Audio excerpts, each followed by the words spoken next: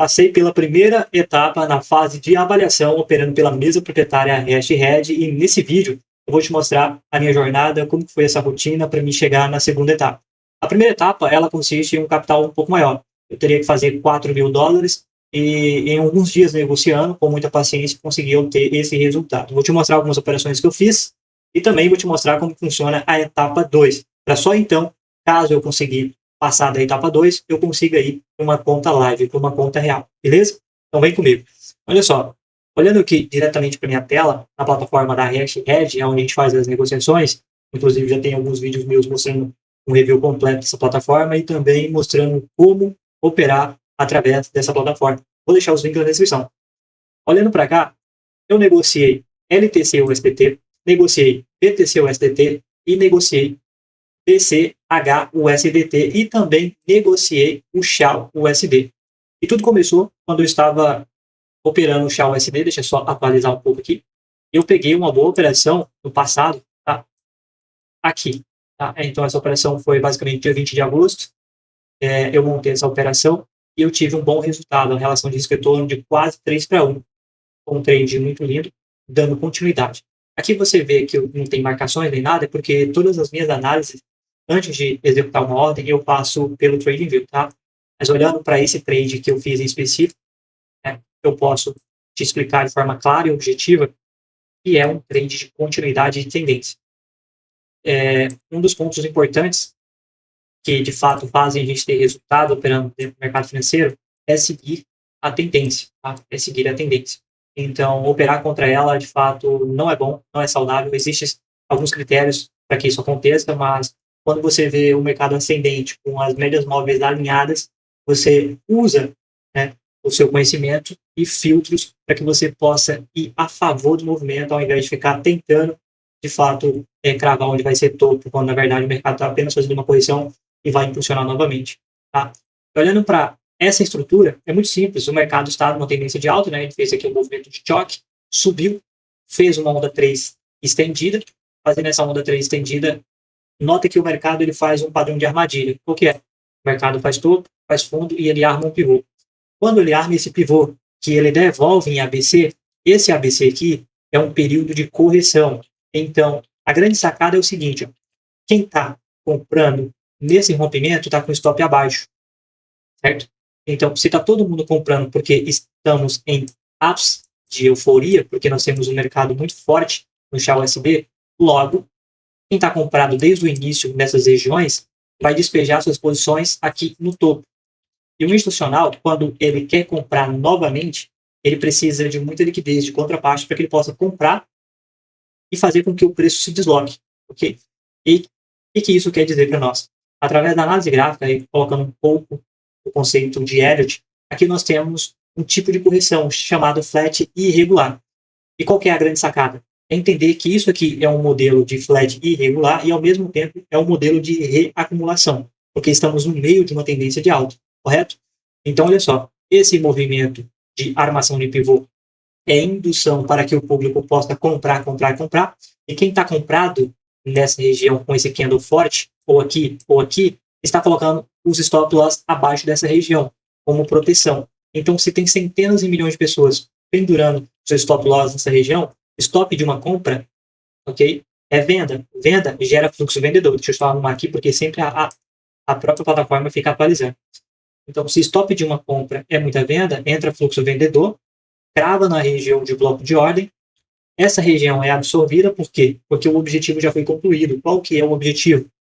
É que a região que era uma base de compra, se está todo mundo comprando nela com stop abaixo, esses stops têm que ser consumidos para que haja liquidez suficiente para o preço continuar seu movimento. Logo, temos uma flat irregular dentro da teoria da zona de Elliott. Isso aqui é um modelo de correção e, ao mesmo tempo, aplicando um pouco de conhecimento de Wyckoff, isso aqui é uma reacumulação. Por que reacumulação? E por que flat irregular? Simples. A flat irregular, ela tem por sua característica em fazer esse movimento de capturar o topo e depois voltar e capturar o fundo. Então, quando nós temos essa violação de captura topo e captura fundo, ele estopa tanto quem vende e quem compra. Como assim? Por exemplo, se você está vendo isso aqui e você vê um movimento de correção e você está enviesado, acreditando que agora chegou a hora da reversão, Isso significa que nessa região você vai traçar, né, uma região, uma Fibonacci, você vai encontrar um 61 por aqui, e se você usar o volume profile, você vai entender que aqui é uma região de equilíbrio, e vai tentar vender aqui, colocar o stop aqui, e vai tentar sair nos fundos, ou pelo menos buscar uma correção maior. E aí, que entra que se você comprou aqui, colocou o stop aqui, logicamente você já foi estopado, e depois que você entende que você foi estopado, na compra você vai tentar vender. Então você vai tentar vender aqui para dar continuidade ao mercado de estopa de novo. E quem está vendido aqui no topo é estopado novamente. Não é à toa que o mercado viola a máxima. Quando viola a máxima, ele já recuou um pouco de novo, faz uma troca de polaridade na metade desse movimento de pivô e dá continuidade. Então, esse movimento é uma reacumulação. Por quê? Porque captura o topo, captura o fundo. Então, quando ele captura o fundo, ele pega força para subir. Essa é a explicação lógica com racional puro, em que eu estou te explicando como funciona a dinâmica dos preços. Então, por isso que nesse dia eu fiz um pouco mais de $2.000 nessa operação, ok? Essa operação. E aí, olhando para as minhas outras negociações, como por exemplo aqui na LTC USDT, que também foi uma operação que cravou, tá? Inclusive eu montei essa operação ontem, ok? E olhando para os 5 minutos, a gente vê com mais clareza como que foi a dinâmica dessa operação, tá? Dessa operação. Claramente, se você notar, tendência forte. Agora, eu não sei se você está sabendo, mas houve um movimento muito explosivo do Bitcoin e as criptomoedas, elas acompanham o movimento, entende? A partir da data que eu estou gravando esse vídeo, em que vai ser postado, eu estou falando que nós estamos num ápice de euforia, que o Bitcoin começou a subir. Okay? Se você colocar no gráfico diário, no gráfico de 4 horas, você vai ver o tamanho dos candles, fez uma porrada para cima. E as criptomoedas foram juntos. Então, eu montei uma operação seguindo o fluxo, seguindo a tendência, porque se o Bitcoin está subindo, ele vai puxar as criptomoedas, entende? Então, aqui nós vemos o afastamento, né, das médias móveis, alinhando, ancorando os preços. E aí, o que eu deduzi? De acordo com uma especulação, porque nós traders somos especuladores, nós não estamos aqui para prever o mercado, nós estamos aqui para especular. E aceitar que, se eu entrar aqui, se o preço for, eu vou fazer grana. Se o preço não for, né, eu vou ser estopado, é evidente. E aí eu entendi que o mercado fez de novo o processo que chamamos de flat irregular. O que acontece? O mercado, ele arma o pivô, ok? Captura a região do fundo e volta a subir. Era essa a especulação. Olhando agora com o gráfico parado, é muito simples, certo? É muito simples. Mas quando o mercado está acontecendo em tempo real, aí é outra parada. E aí você precisa só ver o preço desenvolver. E aqui eu montei essa operação e milimetricamente o mercado cravou e por volta das 2 horas da madrugada entrou um fluxo muito forte. Entrou um fluxo muito forte vendedor e despejou a metade desse movimento. Então eu saí milimetricamente nessa operação. Tá? E calma que eu vou te mostrar daqui a pouco onde eu fui, de fato, para a próxima etapa diretamente da dashboard. Fica tranquilo. Ok? Só estou te mostrando o racional completo para que você possa entender a lógica. Então, assim, só para ficar claro e resumir para você, no XAUSD eu segui o fluxo de tendência, em nenhum momento estava tentando prever topo. Aqui, LTC USDT, operando na criptomoeda, eu montei uma operação de compra a favor do movimento, seguindo o movimento de tendência, não contra a tendência. Okay? Isso já é interessante só para você entender. E aqui no BTC, no BCH-USDT, eu também montei uma operação de compra, eu vou ajustar a escala de preço. Opa, ajustar, pronto. Aqui, ok. Eu montei outra operação de compra. E aqui a explicação é a mesma, continuidade. Como assim? O mercado arma um pivô, arma um pivô, sobe, faz movimento de correção, varre a liquidez do fundo. A mesma explicação lógica lá dos outros ativos, ok? Dando continuidade, são comportamento de continuidade.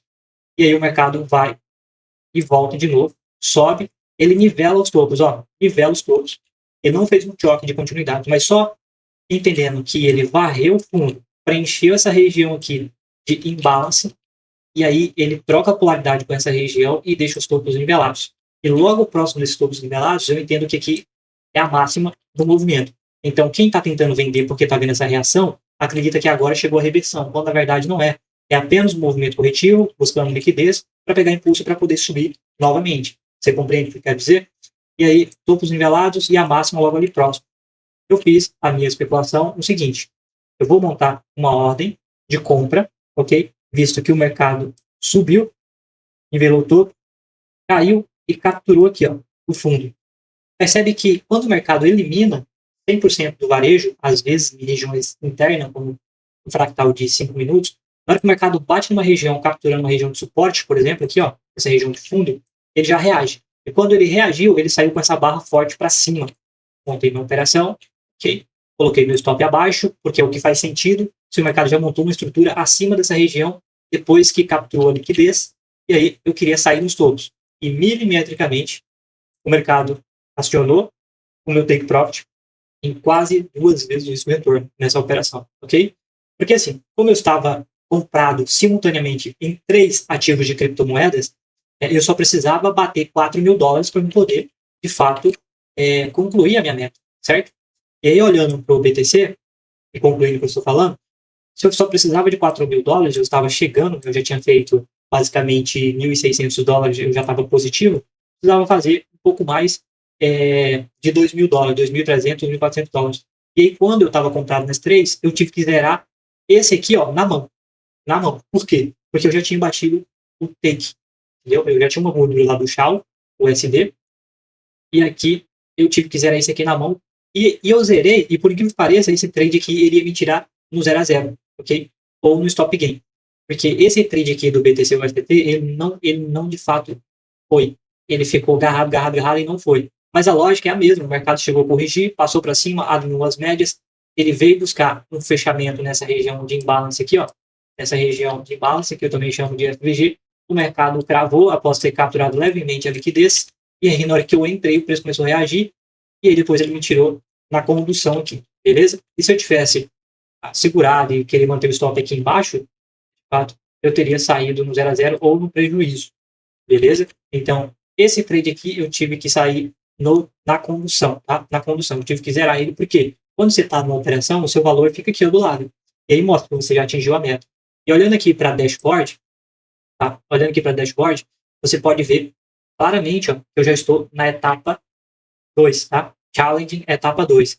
Porque a minha primeira etapa era um challenge onde eu teria que fazer $4.000, ok? Minha perda diária seria de $2.000 e a minha perda total seria de $5.000, ok? Perda total. 5 dias mínimo, da alavancagem 1 para 5. Então, aqui eu não consigo te mostrar mais valor, porque imediatamente quando você bate a meta, automaticamente já chega um e-mail para você, dizendo que você foi bem sucedido nas suas negociações, e automaticamente na dashboard ele já atualiza e já vem para a etapa 2, ok? E aqui na etapa 2 eu não fiz nenhuma negociação, tá? Eu tenho 5 dias úteis, eu tenho que clicar, eu tenho que comprar e vender, certo? Para eu poder negociar. Não tem tempo de expiração, eu só preciso provar que eu comprei e vendi durante 5 dias úteis. Pode demorar um mês, pode demorar 10 meses, não importa. E aí a minha meta já é menor na fase 2. Na fase 1 é 4.000, na fase 2 é $3.000. E aí eu quero aproveitar o hype em que o Bitcoin está explodindo e as criptomoedas estão indo junto. Inclusive vou trazer mais conteúdo, um mapeamento do Bitcoin para que você também possa aproveitar essas oportunidades.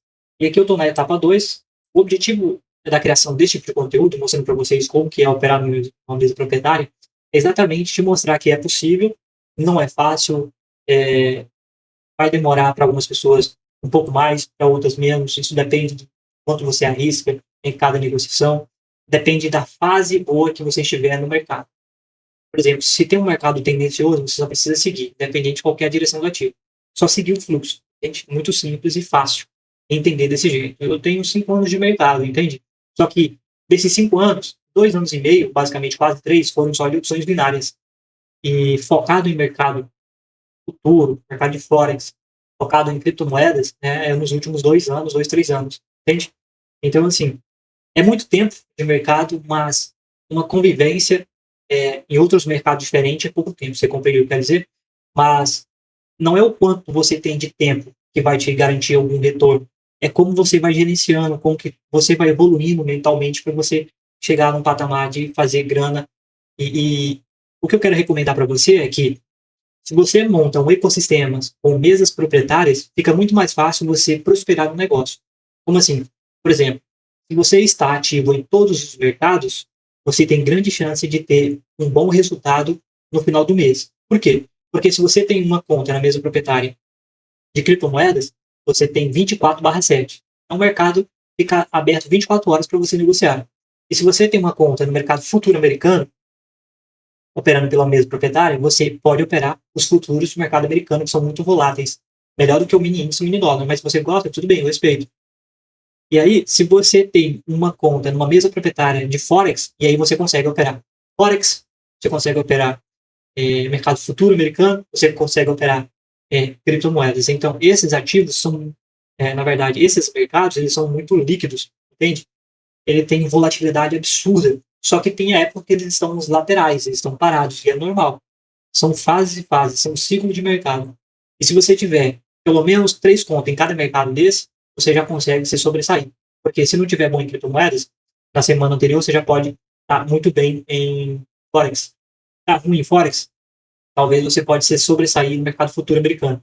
E, por exemplo, se você está gerenciando uma conta em criptomoedas e está indo mal, nas outras duas você está indo bem, você entende? Então, assim, uma vai complementando a outra, uma vai se sobressaindo, e no final das contas, você acumulando um valor financeiro, você pode investir em mais contas de mesa proprietária para que você possa, de fato, construir um negócio sustentável, você entende o que eu quero dizer?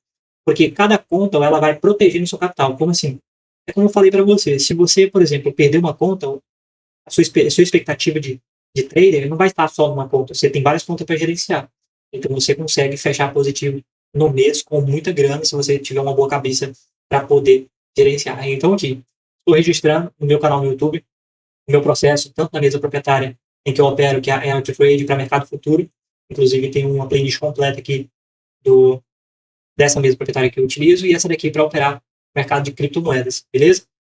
O link dessa mesa da HashRed, se você quiser conhecer, eu vou deixar aqui na descrição para você conhecer. Não estou te vendendo nada, você simplesmente, se você quiser e fizer sentido para você, você pode fazer é, é, as suas negociações através de uma mesa proprietária de criptomoedas. Não importa se você trabalha de dia, de tarde ou de noite. Em algum momento você vai estar livre e você pode negociar sem pressa. Você pode focar nisso aqui também, beleza? Então, espero que você tenha entendido a mensagem. Se você ficou até o final, não deixe de apoiar com like para estar fortalecendo. E se você não é inscrito, já se inscreve, porque sobre a minha jornada em mesa proprietária e as minhas estratégias, as minhas negociações, eu sempre estou postando aqui no meu canal. Beleza? Forte abraço e espero te ver no próximo conteúdo.